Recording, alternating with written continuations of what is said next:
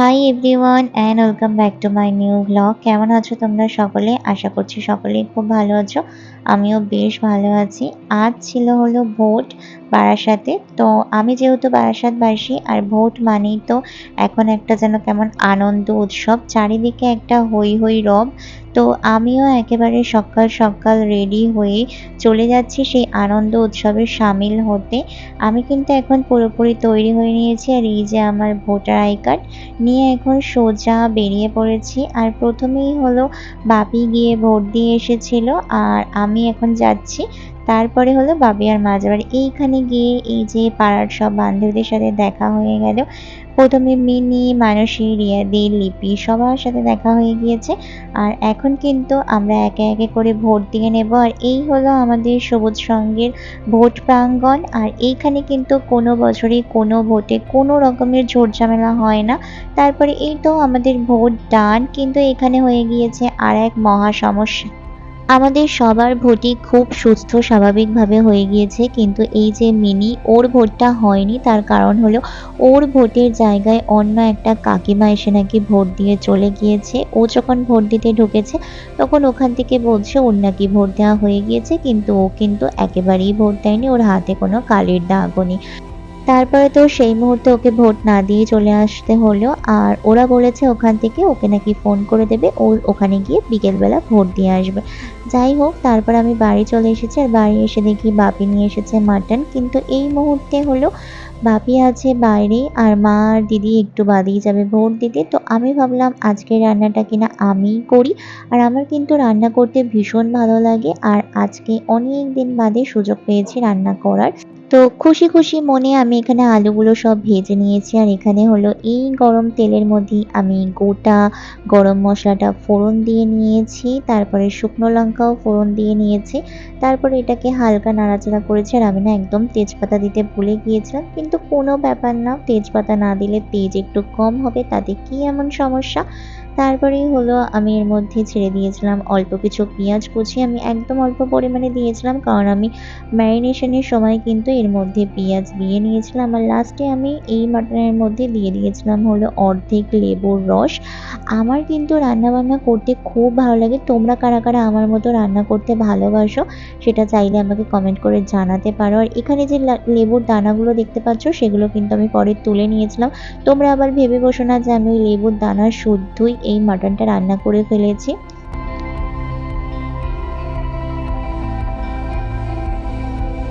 তারপরেই আমি কড়াইয়ের মধ্যে মাটনটাকে দিয়ে দিয়েছি আর এখন আমি এটাকে ভালো করে নাড়িয়ে চাড়িয়ে নেব। আর সত্যি বলতে আমরা যেহেতু বাঙাল, আমরা কিন্তু মাছ মাংসে প্রচণ্ড পরিমাণে ঝাল খেতে ভালোবাসি। মানে মাটন হোক, চিকেন হোক, মাংস নামক জিনিসপত্রে আমরা প্রচণ্ড পরিমাণে ঝাল খাই। আর ঝাল ঝাল মাংস খেতেই কিন্তু বেশি ভালো লাগে। কি তোমরা কি বলো? তারপরে এর মধ্যে আলু দিয়ে দিয়েছি। আর তারপরে ঘরে কেউ ছিল না, আমি বসে বসে বোর হচ্ছিলাম কারণ ওইদিকে মাংসটা কষছে। আর বাপি এখানে নিয়ে এসেছিল লিচু, তাই আমি আর কি একটা লিচু নিয়ে একটু টুকটুক করে ছাড়িয়ে খেতে লাগছিলাম।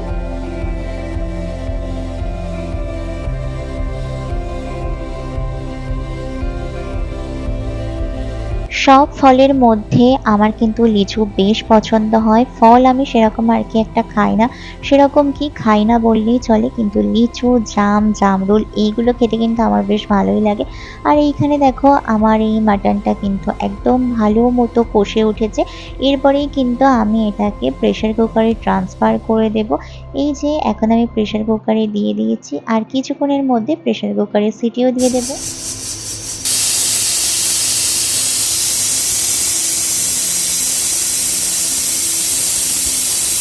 তারপরেই এই যে প্রেসার কুকার থেকে নামিয়ে মাটনটাকে আমি কড়াইয়ের মধ্যে আবার সামান্য একটু গরম জল দিয়ে ফুটতে দিয়ে দিয়েছি।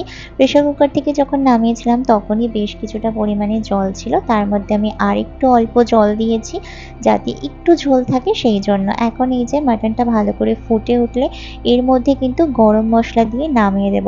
আর তোমরা যদি কেউ আমার এই রেসিপিটা জানতে চাও তো অবশ্যই আমাকে কমেন্ট করে জানিও, আমি অবশ্যই তোমাদেরকে শেয়ার করব।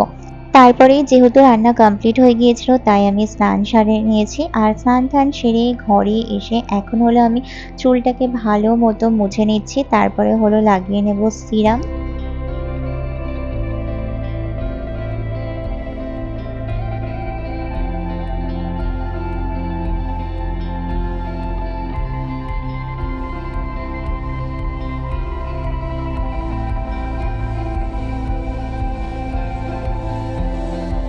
আর ইদানিং জানো তো আমি স্নান সেরে উঠে একদমই ফেসে কিছু লাগাচ্ছি না। এই গরমে আমার পুরো ফেসে প্রচুর ছোট, ছোট দানা, দানা র‍্যাশে ভরে যাচ্ছে। আর স্কিনটা কেমন একটা হয়ে যাচ্ছে আমি বুঝতে পারছি না কি করলে ঠিক হবে। হাজার কিছু ইউজ করলেও কিছুতেই কিছু হচ্ছে না। কেন জানি না এই গরমটা আমারই যেন এরকম হচ্ছে। তোমাদের কার, কার এরকম সমস্যা হচ্ছে? আর এছাড়া হঠাৎ করে উঠছে প্রচুর পরিমাণে চুল। তারপরে এই তো সিরাম এপ্লাই করা হয়ে গিয়েছে। তারপরে একটু ঢং রং করতে লেগেছে কি লাগেনি। তারপরেই হলো বেশ কিছুক্ষণ বসেছিলাম। আর বসে, বসে আকাশ পাতাল চারিদিক ভাবছিলাম। আর ভাবছিলাম মা কখন খেতে ডাকবে? কারণ সকাল থেকে আজকে আমার সেভাবে কিচ্ছুই খাওয়া হয়নি। সেভাবে কি কিছুই খাওয়া হয়নি। তাই আর কি খিদেও পেয়ে গিয়েছিল। আর এই তো এখন হলো মা ডেকেছে খেতে। আর প্রথমেই হলো আমি অল্প একটু ডাল নিয়ে নিলাম। আর দেন তারপরে নিয়ে নিলাম একটু আলু ভাজা। আমি অবশ্য ডাল, ঝোল, ঝাল এগুলো কিন্তু একটু কম, কম খাই। আমার বেশি ওই ঝোল, ঝোল খাবার পছন্দ হয় না। কেন জানি না আমি ভালোবাসি না। তারপরে হলো ডাল ভাত খেতে আমার খারাপ লাগে না। ছোট থেকে আমি বেশিরভাগ টাইম ডাল ভাতই খাই। তার কারণ হলো এর আগে আমি কোনো সময় মাছ, মাংস খেতাম না। আমি রিসেন্ট ২-৩ বছর হয় মানে মাংস খাওয়া শিখেছি আর চিংড়ি মাছটা খাওয়া শিখেছি। সাথে কাঁকড়াও খাওয়া শিখেছি। এর আগে কিন্তু আমি কোনো রকমের কোনো মাছ টাইপের জিনিসই খেতাম না। মানে চিংড়ি, কাঁকড়া এগুলো তো খেতামই না। সাথে কোনো মাংসও খেতাম না। শুধু ডিম আর ডালই খেতাম। তো প্রতিদিন ডিম যেহেতু শরীরের পক্ষে ভালো না তাই আর কি ডালটা খাওয়া হতো। ডিম খাওয়া হতো। আমি যদি সপ্তাহে ৩ দিন ডিম খেতাম তো ৩ দিন আমি ডাল বা অন্য যেকোনো নরমাল খাবার খেতাম। এখন তো তাও মোটামুটি সবই খাই। তো যাই হোক অনেক কথা হলো এই নিয়ে। আর এখানে এই তো আমার রান্না করা মাটন। মাটনটাকে দেখেই মনে হচ্ছে না অনেক ভালো টেস্ট হয়েছে। আর সত্যিই কিন্তু বাড়ির সবাই খেয়ে বলেছিল খুব ভালো হয়েছে। খাওয়া-দাওয়া এখানে কমপ্লিট হয়ে গিয়েছে। তারপর ঘরে এসে অল্প জল খেয়ে নিয়েছিলাম। তো এই তো ছিল আমার আজকের ভিডিও। ভিডিওটা ভালো লাগলে প্লিজ একটা লাইক করে দিও। আমার চ্যানেলটাকে অবশ্যই করে সাবস্ক্রাইব করো। দেখা হবে পরের কোনো ভিডিওতে। টাটা!